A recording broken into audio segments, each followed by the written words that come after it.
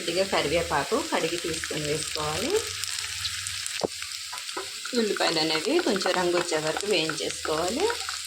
శనగపప్పు కూడా కొంచెం ఉడికిపోయింది కాబట్టి ఇప్పుడు కట్ చేసి పెట్టుకున్నాం, ఉడికించి పెట్టుకున్నాం కానీ అవి వేసేసుకోవాలి.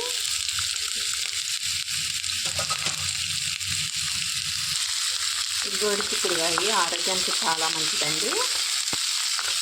ఈ స్టైల్లో కనుక చేసుకుంటే పిల్లలు కూడా చాలా ఇష్టపడి తింటారు.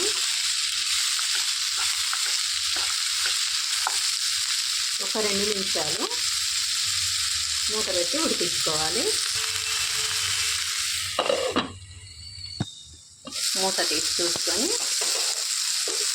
ఇందులోనికి